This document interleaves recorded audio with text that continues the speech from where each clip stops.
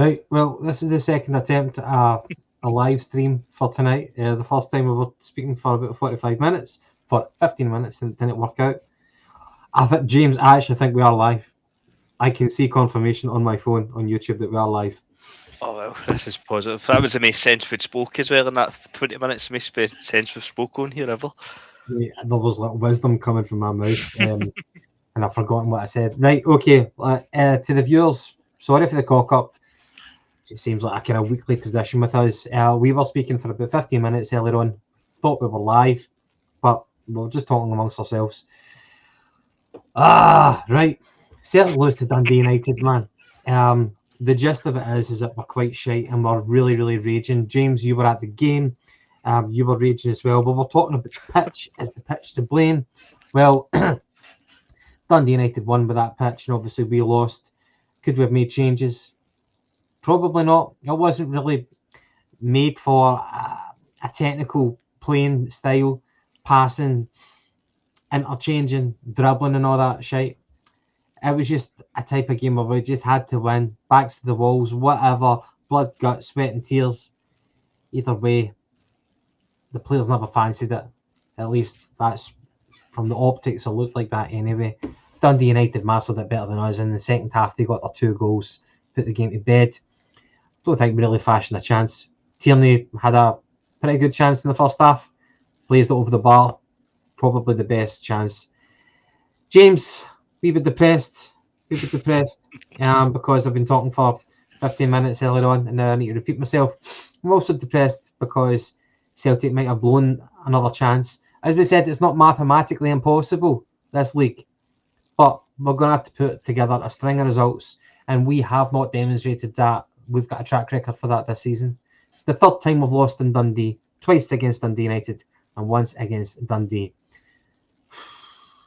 Where do you go from here? 15 minutes ago, hopefully. Like you say, we came through that. Just kind of cover briefly what I said while we were on.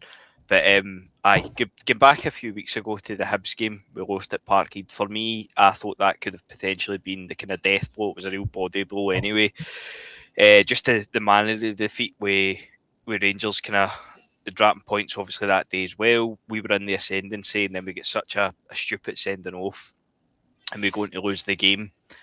But since then, obviously we dropped points at Ibrox. In the context of the game, though, it was a great point to actually pick up. But then we go through that wee tricky run. We go through it relatively all right, and then within there you've got Hearts getting a defeat as well, which gets us back within 2 points, back within striking distance. And then you start to get a wee bit, well, maybe this is on for us. The kind of championship mentality will come to the fore and everything else that goes with it. We got against Motherwell last week, get the win, and again, the momentum of that kind of thought process builds, and you're like, right, maybe we could be on if we keep this up. And then we go up there and serve up that absolute dross that we've seen, which, as I say, for me at least anyway, it's only second to Fir Park under Nancy in terms of worst performances of the season. On the park, as we were kind of just touching on when we were on the own, I don't think you can put much blame on the park in the sense that it looks bad on telly if you're watching it down south or whatever. I get that, but like people were coming away and they're saying you can't play slick passing football in it. We could play in a bowling green. We don't play slick passing football. It's our kind of style of play at the moment seems to be lump it up to the striker and hope we can get second balls in with the midfield options and the wide options that we've got, even with the striking options we've got. It's just no really happening. So it's really, really, really frustrating because everybody had their eyes on that wee kind of tricky patch up to and including the Motherwell game. Yeah. And we came through it all right. And then the first third of left of it, we fell flat on our face yet again. So in terms of the bigger picture of the league, we're still there. Probably got a puncher's chance, but I struggle to see it as any more than that now, to be honest with you, because I think we realistically, we knew we'd need to win at least 6 out of the 7 games. and I don't think we've got that in us. And we're also obviously looking for favours elsewhere now, which I don't doubt that we'll get. I think all three teams will drop points, but it's pretty hard to be optimistic after the back of that. Mm-hmm. Very well summed up. And to the viewers, thank you for joining us. We are probably the world's most disorganised podcast. To heavy vibes, I totally agree with you that the board are to blame. I guess the point I was making about the pitch is that the pitch, the state of it would have been to a bigger disadvantage to Celtic rather than to Dundee United. But that's no excuse because they're professional footballers, so they should be able to play in that type of pitch. Fucking just scunnered, man, scunnered. It's not the type of podcast that we want to do tonight, you know. It's really difficult to be positive, but as I kind of said it in the last episode tonight, which didn't go live, it's kind of like part of like the football therapy that you need as a Celtic fan. You need to kind of air your grievances. So just to get through the comments for Chris, thanks very much. You're waiting in the wrong live. Well, we were talking in the wrong live, so I feel your sympathy, man. P. McLaughlin, how you doing, mate? Thanks. So frustrating to serve up that after the way we had to battle Ibrox over the two games. Exactly as James said, we had that cluster of fixtures, you know, Stuttgart away, Ibrox twice, Pittodrie, and then to finish all that up with a really tough game against Motherwell at Parkhead. To come through that, your optimism is high, and it just gives you that kind of that hope as a fan that we can actually do this by hook or by crook. We might be able to win this league. Not playing the best football, but under Martin O'Neill's guidance and maybe the experience of the players, the know-how, the confidence, the growing confidence, and maybe some players coming back from injury, maybe things might work out. But you know, to lose that game out away, it's such a big disappointment. Let's not overlook O'Neill. Yeah, well, I would actually say, James, you might disagree. I've actually thought that we looked a better team in Martin O'Neill's first stint. Now, after we've brought in a bunch of fucking pretenders in the January transfer window, I genuinely think we look a worse team. There's less cohesion, and I'll probably get slaughtered for this, but Johnny Kenny, he's got like 4 league goals. I think he's got more goals than Ian Atchell, more goals than Chvan Chara, more goals than Adamu. Although he missed a plethora of chances, he had the right movement as a centre forward. So maybe his execution wasn't good, but his movement was there. I just thought, I don't know what it was. Maybe it's not just Johnny Kenny, but I thought whenever Martin O'Neill took over after Brendan Rodgers left, that we still looked like we managed to get a little 4-0 victories against Falkirk, 4-0 victory against Kilmarnock. The goals have kind of dried up. They've really dried up, and things are getting very, very difficult now. So moving on from that, I've plunged. The park was a factor, but it was a shocking performance. James, you said it was probably the worst performance of the season entirely. For Chris, we're still in it, of course, mathematically still there, but Rangers will go the decisions. We won't. Aye. James, just fucking difficult, really, really difficult. But to the people watching, thank you for tuning in. Thank you for tuning in. Hopefully it will kind of fuel us to actually see out this podcast without hitting the fucking terminate button. James, so I don't know, I can't really talk much more about the game itself. What did you make of Cam McGregor's post-match comments whenever he said a few people had a one-off game? Like, that's not a one-off game when we've had, what is that? Is that 8 defeats in the league now? 8 defeats in the league, to, like, the early 9 90s. domestically. Aye, it's horrendous. It's not good enough. And look, we can say it was a one-off day. It was a one-off bad performance. It's no. They say what they need to get by in an interview, and obviously hope they can kick on for it, use it as fuel or that rubbish. But as I say, that's 9 domestic defeats, obviously including the cup final. And every time we get within striking distance of Hearts, like I say, you get through that wee run, Hearts have got a defeat in there. You've got two points separating us, and you think, right, we've reeled them in. We're now at the point where if we can keep it like this, take the split, We'll get them at Parkhead. You imagine we'll play Rangers and Hearts. They three are all kind of play each other fairly early on in the split. They'll not want that to be a league decider.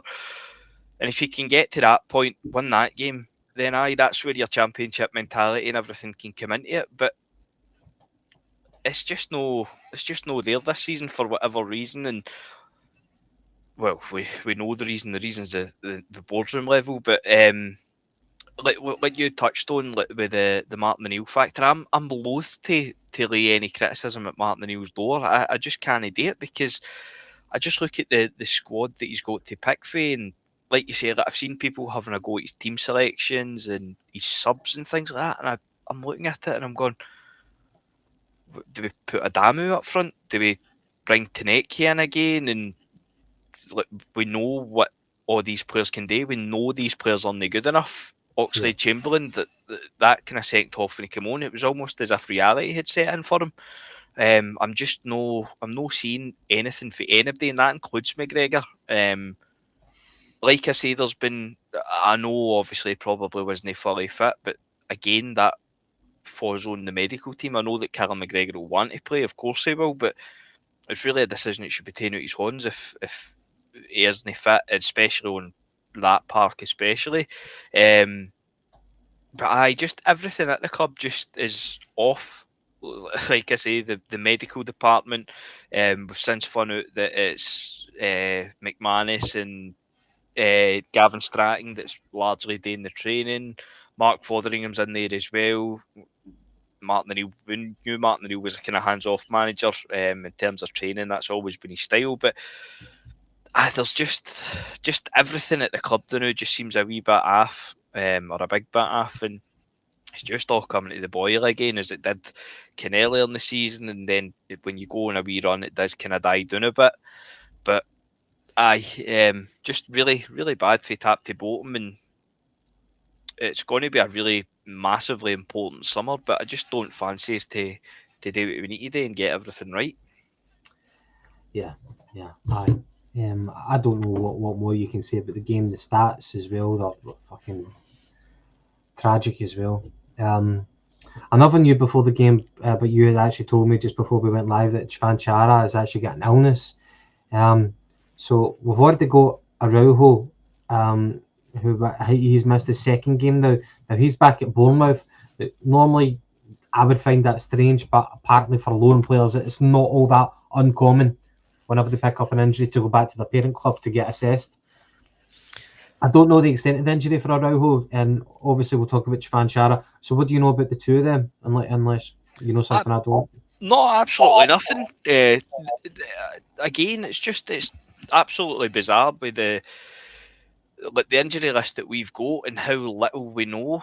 I mean, we get told, was it before Christmas, that Jota had a minor setback. He was due back at some point in the new year, whether that was 2026 or 2027, God knows at this point.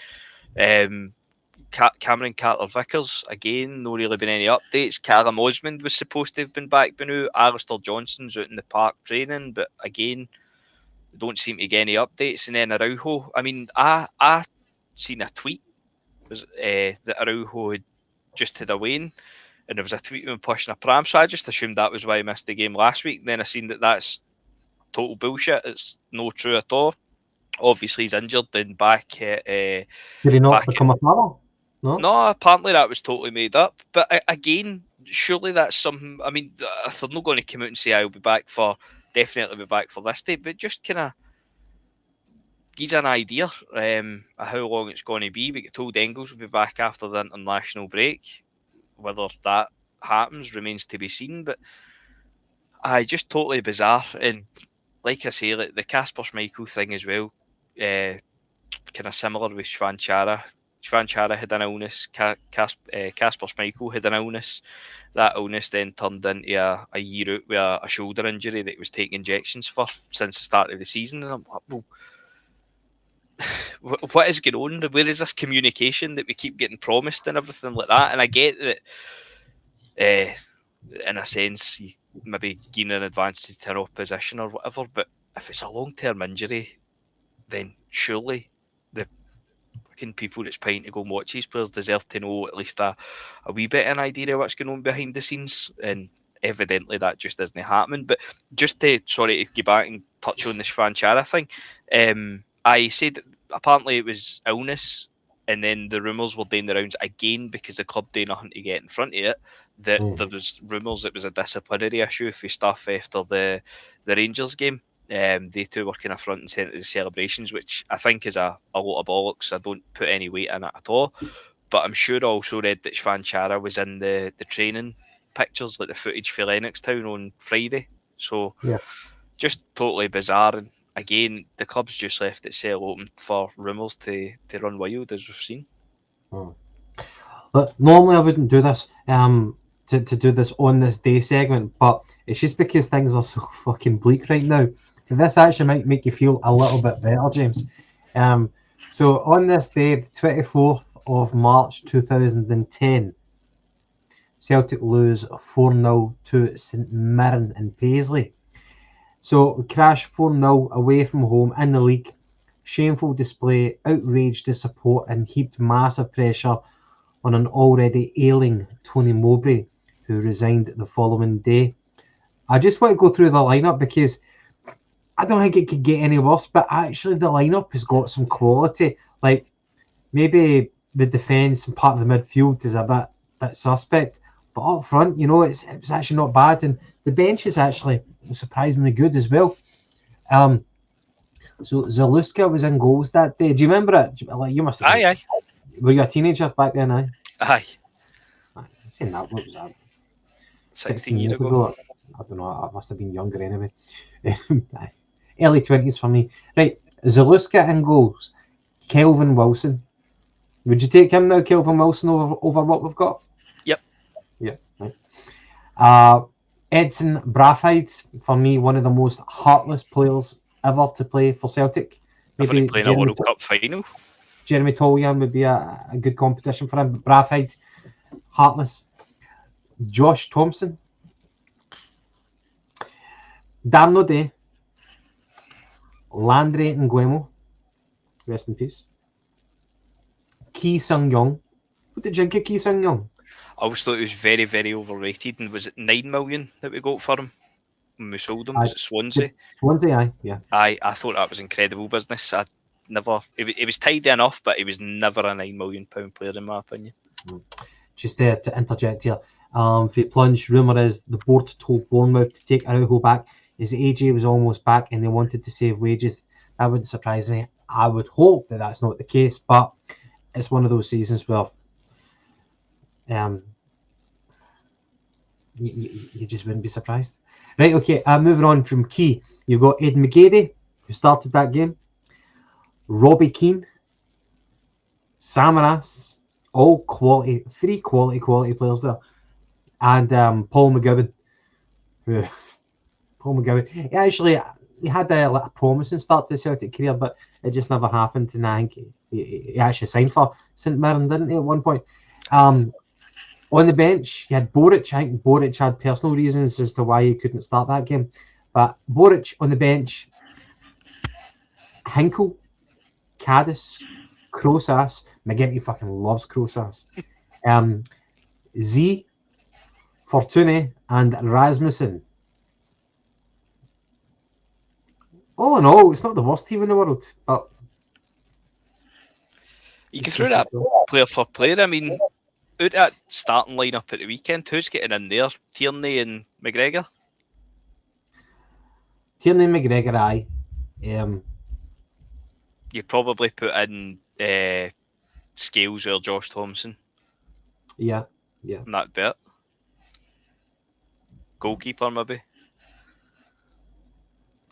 Aye.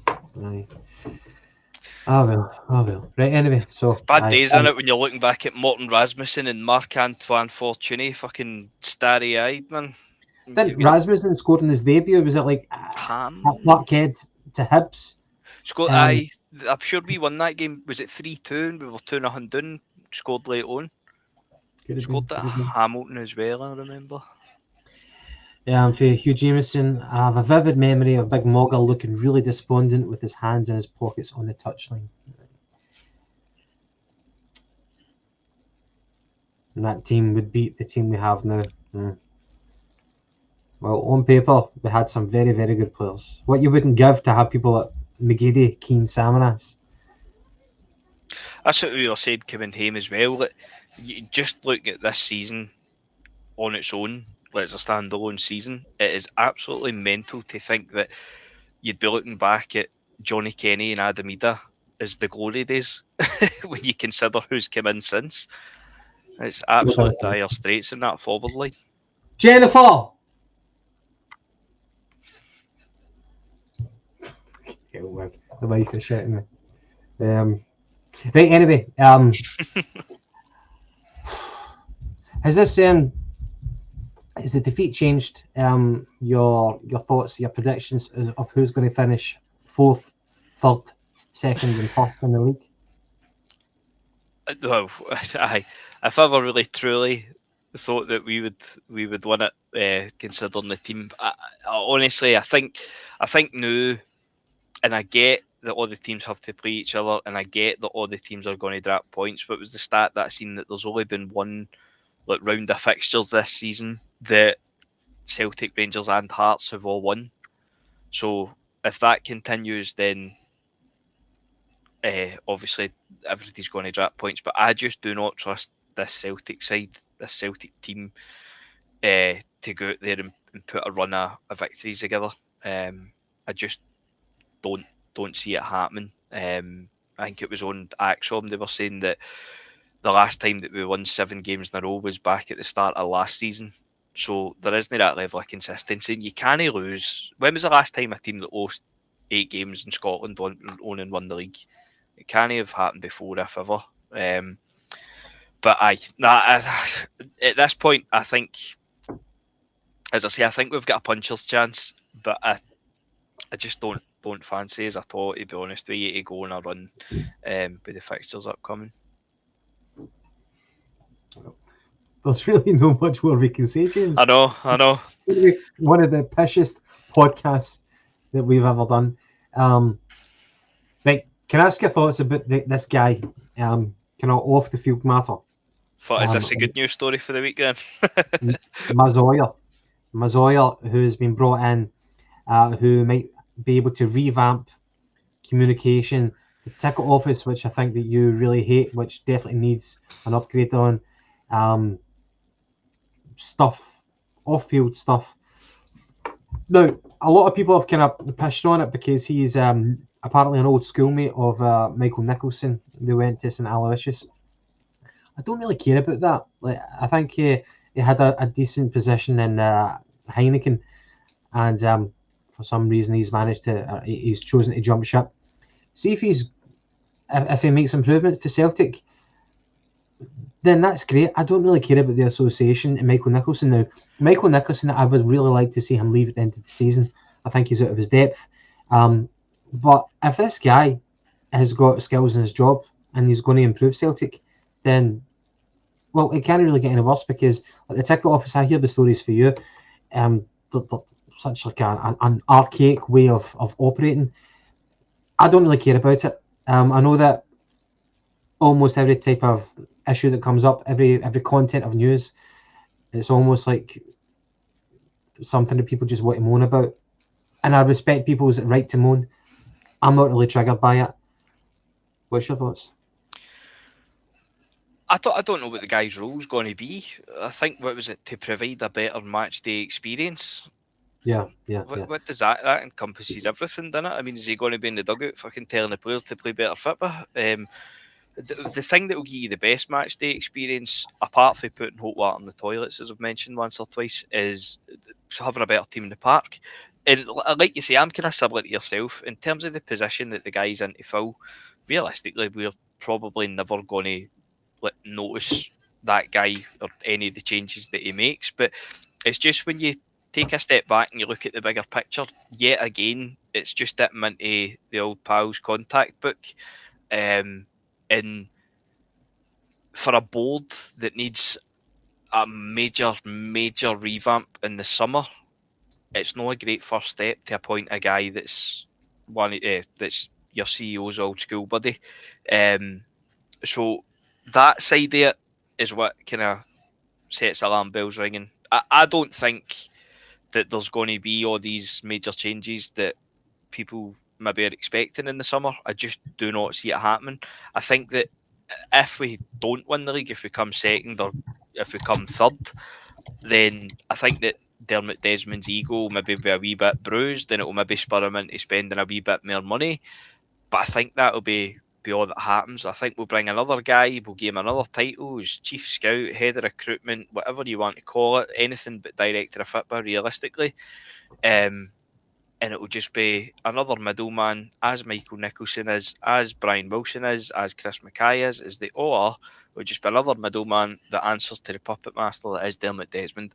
And I've said on here often enough, until there is either a massive change of heart by Desmond or he sells up, then this is the way it's going to be. And it's the way it has been for the last number of years. I know that's when you get the entitled shouts and everything coming at you, but there's in terms of the scale of it, the people angry at the board and protests, it's obviously massively ramped up this season, but it's always been there. There's like, even going back to before it was Michael Nicholson and it was Peter Lawwell, obviously there's always been issues with the board, and like we've seen in the past with Desmond, with the Rangers game at Hampden with losing penalties, that's what spurred them into action then. So you just hope it's going to spur them into action again. But again, it will probably just be putting a wee bit more money in. It's not his money, it's money that's already there, the rainy day fund and all that.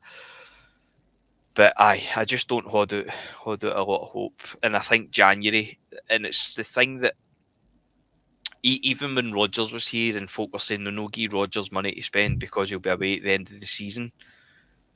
And I'm like, but we still need to win the league this season. I'm like, just because a manager's leaving in a year, I'm like, if you sign good players, any manager will want to work with good players. Whether, I know, fucking they've all got different formations and styles and systems and all the rest of it, but managers want to work with good players. If you sign good players, they'll play. And then we get into January, and as I said all along, you were trusting the exact same people that got us into this mess to then get us out of it in January. And you've got Martin O'Neill getting asked about the guy for, was it Frosinone in the second division in Italy, or the guy Redzic that signed for Salzburg, and by all accounts speaking about them openly and publicly at press conferences about how close they were, and what was the quote, you wouldn't be far away. Yeah. We need to get through at him. And then would you Adam and Eve it, we get lumped with Joel and Vuka on a 6-month loan, and there's just something. I was going to say there's something not right at the club. We all know what it is, and it needs totally ripped out and started again, and it's just not going to happen, I fear, in the summer. We'll maybe get some kind of token changes. Obviously, Brian Wilson, we're imagining, will step down for his position as interim chairman. You get somebody else in there, but I just don't think we're going to get what we need. Now, obviously, we're coming up to a stage where soon enough they're going to be handing out their cap and asking for season ticket renewals. Now, we spoke about this briefly earlier on today, myself, you, and the other James, and we're all season ticket holders.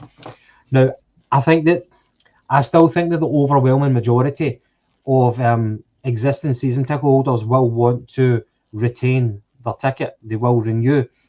And speaking for myself, it's because of, well, apart from the fact that I really like my seat, it's a decent view. Apart from that, it's that emotional connection. It's not like you're a loyal customer of buying the same type of car brand because that's what you're used to.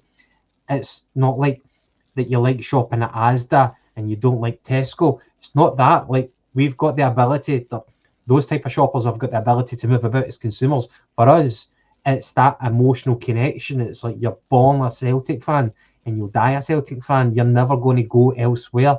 So you either go to the game or you just don't go to the game. We're never ever going to go to a different club. And it's that emotional connection, it's that tie that the club have with us, and that's a kind of mutual thing. But the board itself, they're the benefactors of that, and they can maybe take advantage of it. But in the same instance, they're just simply custodians of the club. and we'll probably still have our season tickets after they've all left. We've outlived Peter Lawwell now, and I'm sure we'll outlive Dermot Desmond as well. But you're renewing your season ticket in the knowledge that we've still got more years to go under Dermot Desmond and under this an analog club in a digital age sort of thing, where you've heard that phrase before. It could be hard times ahead. It might not be hard times in terms of success, but we're still facing friction between the fans and the board. So I guess, without kind of waffling too much, my point is I'm still going to renew my season ticket. I think because we're now dropping out the Champions League, or very, very likely to, I'd be happy to give up going to the European games just because of value for money. It is very, very expensive for a season ticket and for all the additional games and the things that come with it as well. You're buying pies and chips and Bovril and whatever and all that stuff. I'd be happy to give up that part, but I'll still keep my season ticket for the league games. I think as well that the overwhelming majority of season ticket holders will renew as well, and we know that there's a big waiting list. What's your thoughts on how the board frame it, the timing of it for renewals? What do you think the uptake will be? And you personally, will you keep your season ticket because it's you and your boy Hugo for the games? What's your thoughts? I think you're a bold shill, Gavin. In terms of the season books, I will still renew it. I know I'll still renew, so there's no point kind of kidding on otherwise. But I know folks say it's you pay this money and you're supporting the shit that you're getting served up, and I just don't think it's that cut and dry. I think that there's a lot of reasons that folk will go to the games, and if folk don't want to renew their season book because that is how they see it, then absolutely more power to you, fair enough. But even when we were winning treble after treble, when I was renewing my season book, my thought was never I'm supporting the club financially. That was never my reason for ever having my season book. It's because I used to go with my dad, now I go with my boy, and everything like that comes attached to it. And you go win, lose or draw. I mean, with some of the shit you've been served up this season, you wouldn't be going new if it was just as straightforward as what you were watching on the park. So there is a lot more to it. What you say, look, there will be people that won't renew for that reason. As I say, more power to you. But I think that the Europa League games where there was a boycott, I think that kind of showed, because they were near kicking arse at a sellout, unless if they were a sellout a couple of the games. So I think that shows that if you get up, people will be standing behind you in the queue to buy that ticket, and there'll be people that's been on the waiting list. I know people that's been on the waiting list for years and years, and again, if they get offered up a season book after being on that waiting list for 4, 5, 6, however many years, to only turn around and say, nah, look, I get they've no paid in, they've got nothing to gear up, but to wait that long for something and then walk away from it, that's quite a decision to make as well. So I think that in terms of renewals, the percentage will drop slightly, but I still think they'll sell out season books. But when it comes to selling them and marketing them, good luck to whoever's got that job to put the adverts together and the timing of it. I mean, I don't know if there will be a good time. I mean, we're currently sitting in third. We've raised the season. Do you think they'll freeze the prices? I think they've got to. I really think they've got to. I don't think they've got any choice. I mean, they made an arse at last year, I thought. Well, they increased the tickets and then gave us less value for money, especially with the Newcastle game being at Parkhead. They were then charging, was it 25 quid for that friendly? So if we finish third in a season where we've been dumped out of Europe with Kairat Almaty, lost a cup final, and have the potential to finish the season in third place, we'll see how the Scottish Cup plays out. I don't think they can turn around and increase the prices at that point, given everything that's going on. But God knows how you even go about marketing it, because even if they advertise it as a price freeze, it's going to get in like a bag of shite. Whatever they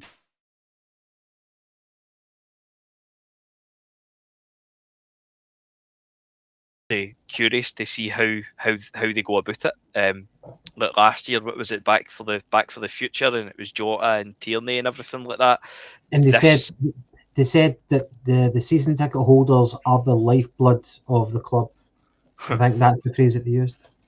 Aye, well, God knows what they'll do this time around. I mean, unless they've got an absolute ace up their sleeve and they're going to have Ange Postecoglou talking to us at the end of it, telling us that he's coming back or whatever. I just don't see how it's going to get done well. But I do still think they'll sell out because, as you say, the sheer numbers on the waiting list will still take up.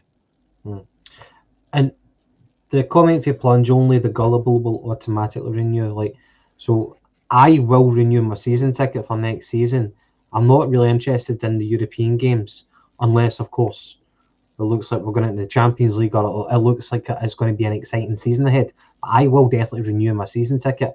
And I understand the perspective that people think, no, you shouldn't do that because we should do everything we can to punish the board, hit them where it hurts.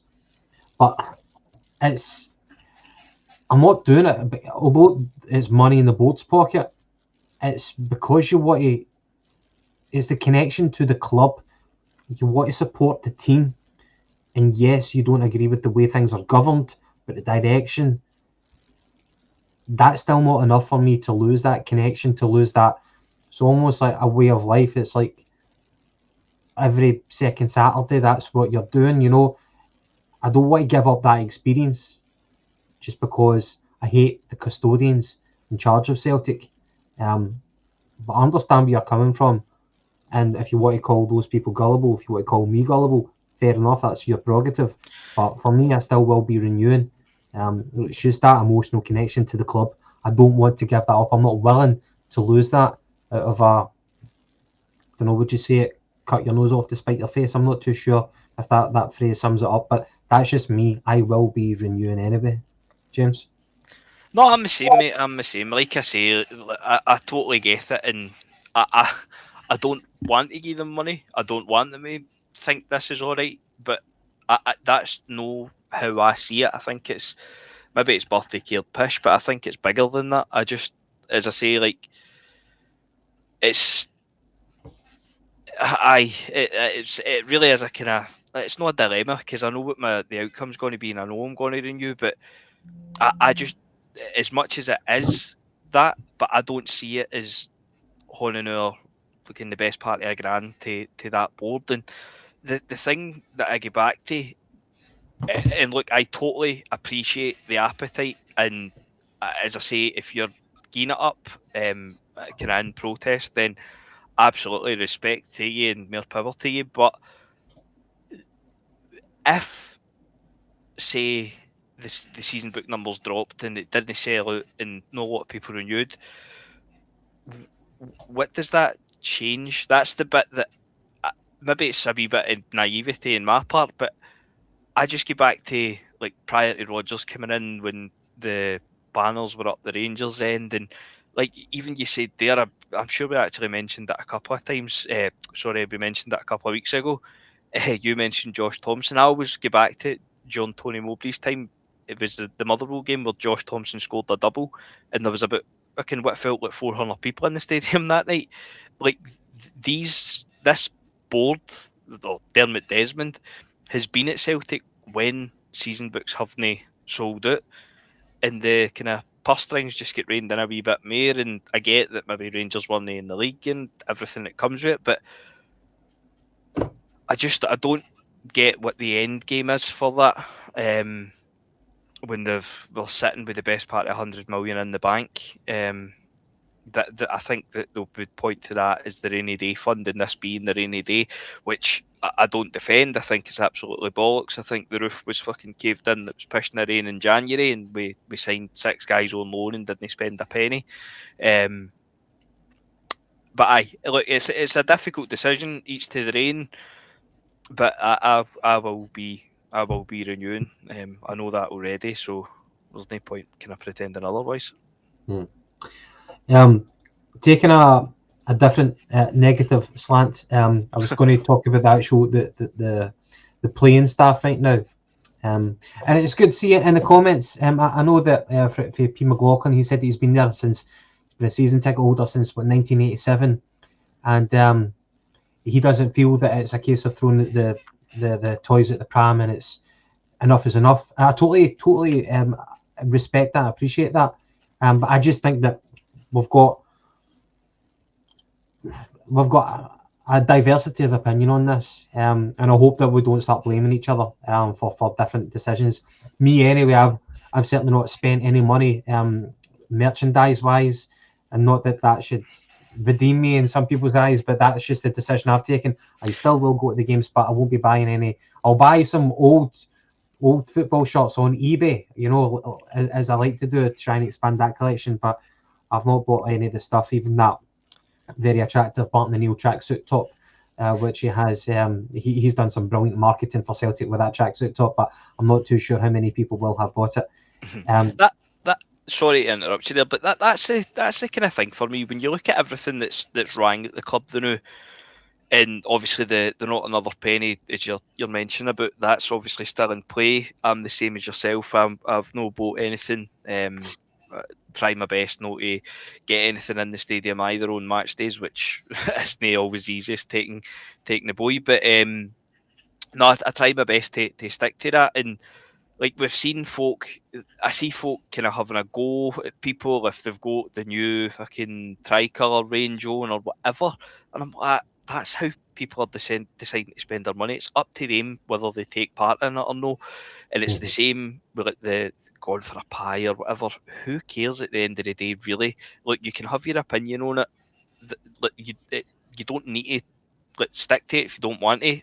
In terms of the not another penny with the merchandise and stuff, I've signed up to it. The same with the protests with the tennis balls and basically all the protests outside or inside the stadium. I've agreed with them all. I don't think they've all necessarily been as effective as they could have been, but I will support the protest. But you'll also get people that won't support the protest. They'll say that will disrupt the players or whatever. But I think if you take a step back, if you look at the season, if you're coming to the conclusion that it's the supporters or a section of the supporters that are a problem, then I think you've been watching the wrong film to get to that conclusion. But as I say, it all just kind of plays into the larger narrative of the board and obviously the fans collective, and it kind of splitting apart. And that's, in my opinion, what the board want. It is kind of playing into the board's hands. If there's somewhat a kind of civil war, not to be kind of melodramatic about it, but if there's different factions within the support. Aye. Right, James. So I was going to ask you, what players would you genuinely wish to keep for next season? Now, I'm going to be pragmatic about this. I'm not going to talk about loan signings, because I think the only loan signings that we do wish to keep, we won't be able to keep. So I was just going to go through it. We'll go through goalkeeper, the kind of chronological positions, if you want to call it that way. Sinisalo and Schmeichel. Well, Schmeichel's up at the end of the season, so he'll be gone. He's already crocked anyway. He'll probably retire. Sinisalo, I think it'd be mental to get rid of him. Whether he be number 1 or number 2 next season, you have to keep him. Thoughts? Aye, definitely. I'm the same. Cool. Ross Doohan, I don't really care if he's going to remain number 3. Fair enough. It's kind of easy to forget about that guy. So defenders, Cameron Carter-Vickers. So his contract is not up at the end of this season. I don't know how long he's got left, but I would still keep him anyway. I wouldn't be gutted if we got rid of Cameron Carter-Vickers. I just think that, like, he's only 28, but to be out for a full season, I don't think he's going to get any better. I think he's already seen his best years at Parkhead. Whenever he comes back, I'm sure he'll still be, well, is he head and shoulders above Trusty, above Liam Scales? I don't know. I wouldn't be heartbroken if we got rid of him, but if we did get rid of him, I think we'd be weakening an area of the team, which is we don't need to. So I'd probably keep him. What do you think about Cameron Carter-Vickers? Probably pretty similar to yourself. I think he's still the best centre back at the club, but he's became injury prone. No, obviously just this long term injury, but even prior to that, he had a couple of spells out. And when he did play, he didn't look as good as he'd been in the past. So I'd keep him in the sense that he is still the best centre back at the club. But similar to yourself, if he was to move on, I don't think it's the end of the world. Now, Austin Trusty and Liam Scales, I would keep both of them. I know that there was an apparent bid in from a club in Italy. I don't know if it was Lazio, 10 million possibly for Trusty. Trusty's at a good age, 27 years old. Again, if you're going to be that kind of trading model club, then maybe this time would be the point where you sell him. But considering the overhaul that we're going to have in the summer, and maybe that was going to be an excuse that I'm going to use for all players that I want to keep, but do you really want to get rid of some of your best players? Personally, I would keep Trusty and I would keep Liam Scales. I know that Liam Scales has got a lot of critics, and sometimes, yeah, he can be bad. But on the whole, I would rather have Liam Scales with me in the trenches than without. Whether he be your third choice centre back or he's a starter, I don't know. I would keep Liam Scales. I would also keep Trusty. Where are you in that? I don't know, honestly. I wouldn't shed a tear if either of them left. I just think that as a club, we're always going to have a lot of possession, the majority of the possession, and you're more often than not going to be relying on centre backs to carry the ball forward. And I think that's two of their massive weaknesses. I think Trusty is very good as a kind of back to the wall defender, as we've seen in Europe. So I would keep them, but they can't be starters, either of them. Neither of them. Okay. A strong opinion there, but at the same time, you're not heartbroken if they go, but you recognise their importance to the team. Dane Murray now. Dane Murray is going to be 23 this summer. He's no longer a youngster. Now, he's probably had more game time this season, I think, than any other season. Could be wrong in that. But he's had a few starts. He's had a few subs as well. But it was like after, what was it, the Rangers game, but he actually got praise after the Rangers game, despite the fact that he gave away a goal with that fresh air swipe. And I think that kind of sums up our desperation as Celtic fans, where we want him to do well, and it's kind of last resort, where we need to depend on players who are just not good enough for us. This guy isn't 17 years old. He's going to be 23 now, and he needs to be playing regular game time. I would get rid of Dane Murray. Your thoughts? I agree. No good enough. Okay. And while we're at it, Stephen Welsh. I don't know when his contract is up, but I'd be happy to get rid of Stephen Welsh. I think he deserves just to be playing for a team, and it's not going to be Celtic. Yeah. Right. Okay. Fullback Kieran Tierney. A resounding yes. I'm so happy that his body is held up. He's maybe not as explosive and dynamic as what we remember him to be, but we would have been so much worse off without Kieran Tierney this season. And obviously, actually, he's had his injury as well. But Tierney has been a constant. Definitely keep Tierney. 100%. Right. Adam Montgomery coming back from injury. No, he can go. Alistair Johnson. So he's 27 years old. He'll be 28 in October this year. He's at that age. He's had a few good seasons with us already. What does he see in his future? He's going to have a big World Cup here. I hope that he can perform in this World Cup. It's going to maybe have some eyes on him. I don't know what the future holds for Alistair Johnson, but again, it's one of those players where do you really want to weaken your team with a player who on his day is a decent player, but we could get good money for him at the optimum time right now after the World Cup.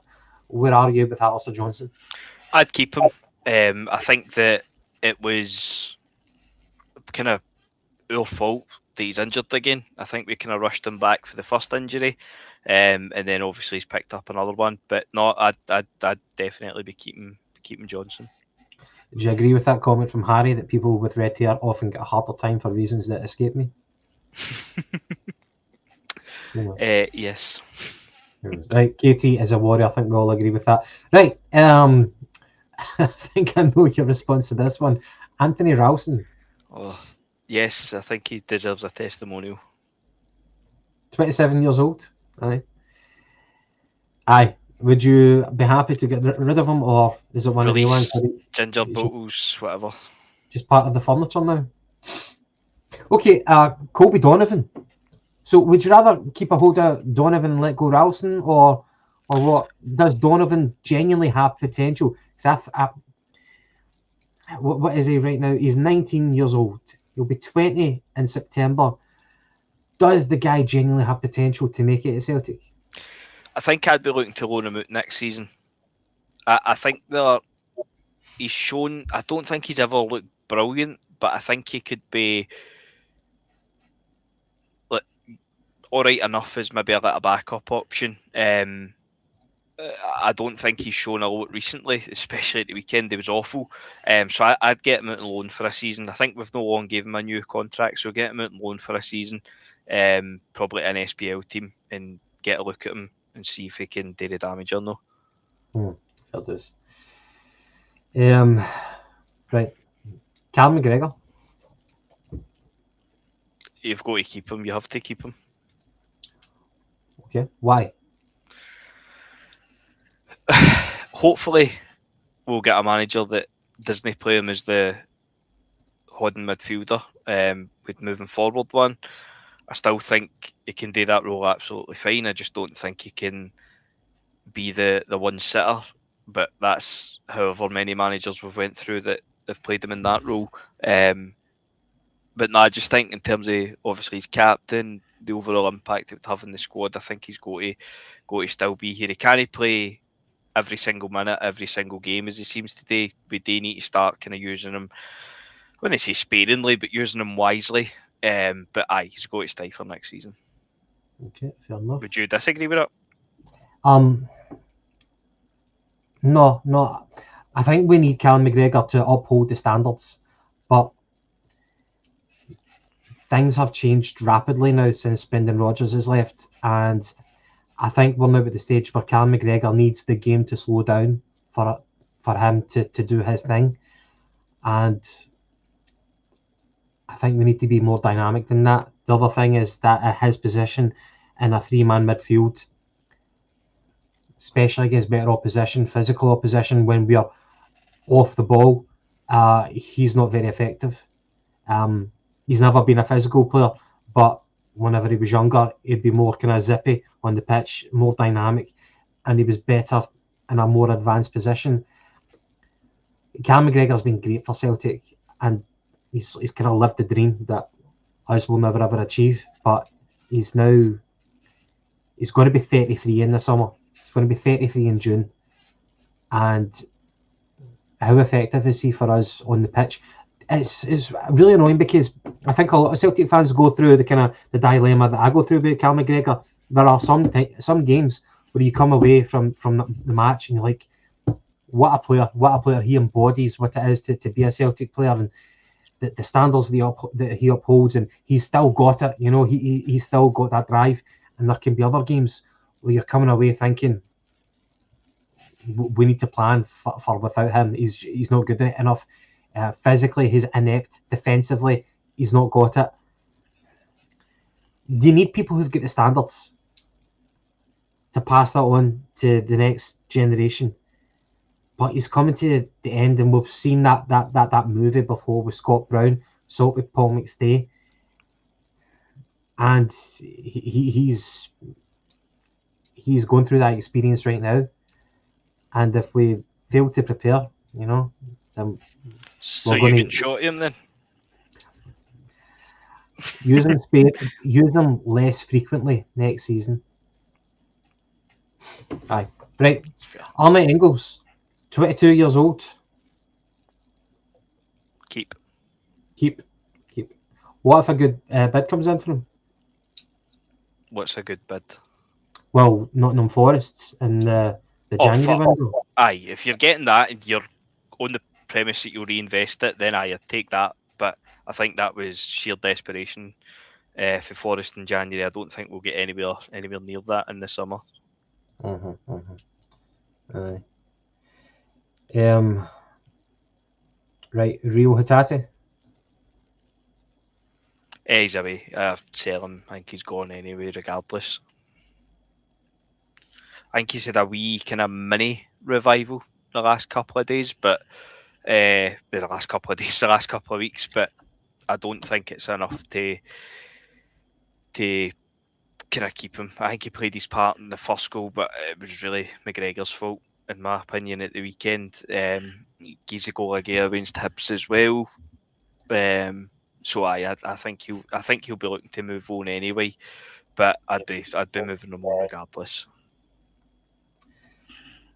How much money do you think we'd get for Rio Hatate? 5 million if you're lucky, probably at this point. I don't know what's his contract like. Yeah, I don't know. Hold on.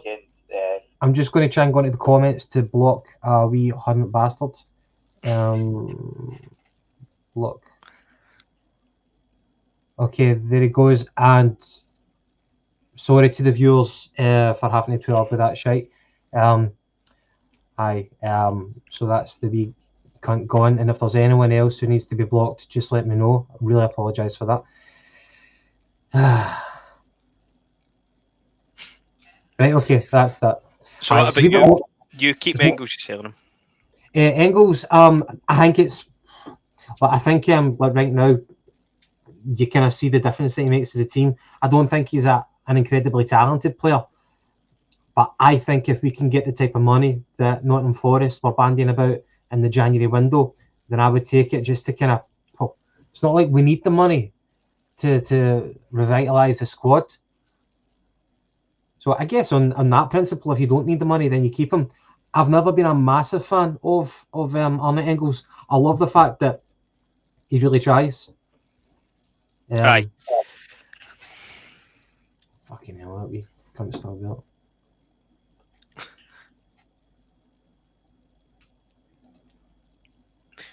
Who else have we got? Luke McKeown. Midfield. I'd be looking to shift him on. I think he's an interesting one for me because I wasn't dead against his signing, but I think he probably overachieved what I was expecting. And now I think he's regressed to probably what I was expecting initially. And I just think he looks like a run-of-the-mill kind of league player, Luke McKeown. So but I wouldn't be against him moving on in the summer either. There's probably a shorter list of players that you'd keep in the summer, to be honest with you. But he's another one that I'd be looking to move on or not. I would get rid of Luke McKeown. I think he had a good first season for Celtic, but this season it's just not happening for him. And I'd be willing to kind of cut my losses. I think he has to go. Aye, 100%. Paulo Bernardo, I think he has to go. There's just no point in him staying at Celtic. He's never going to make that breakthrough.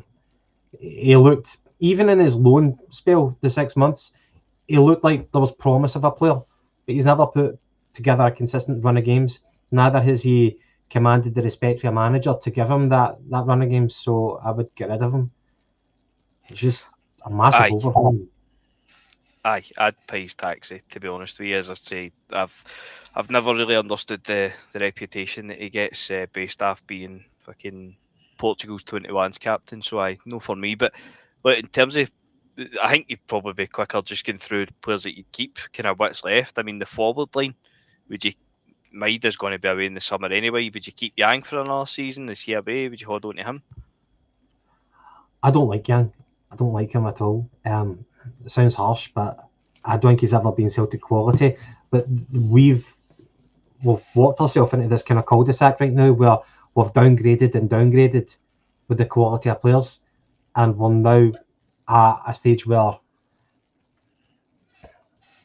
if we get rid of mediocre players, then we're just going to bring in even worse players. Kind of like Kyogo, you get rid of Kyogo, and then Adam Ida's your main man. You get rid of Adam Ida, and then Johnny Kenny's your main man.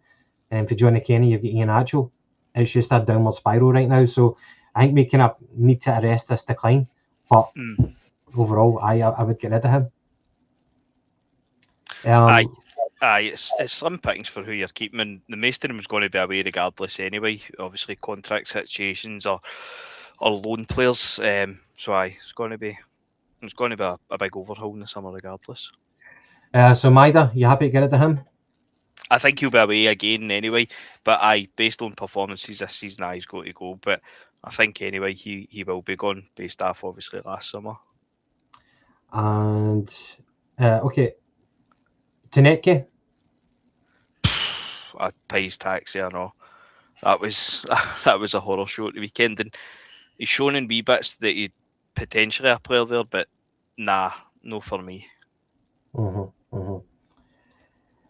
And what about Balagwisha? Oh, definitely go to hold on to him. Player of the year and all that next year. But no, that's just been a total write-off from start to finish, along with so many of the other kind of recent signings. Totally pointless. You wouldn't even notice if he was away.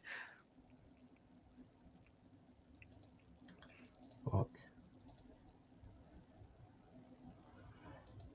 Right.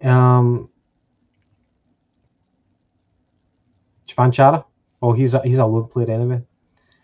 Is there anyone Taneke? Who have we not said Taneke? I think we've been through them all now, mate. I think Ian Acho was the only one. Is he up at the season, or he's got the option of the second year? Oxlade Chamberlain, don't know. He's the other one because there is an option for a year on him. Where would you stand with him in the summer? No, I've not seen enough. Get rid of him. I'm the same. I never really understood the fanfare of the signing. The Livingston kind of winner maybe got me a wee bit more on board with it, but I think since then there's been too many games that's passed him by, the weekend being one of them.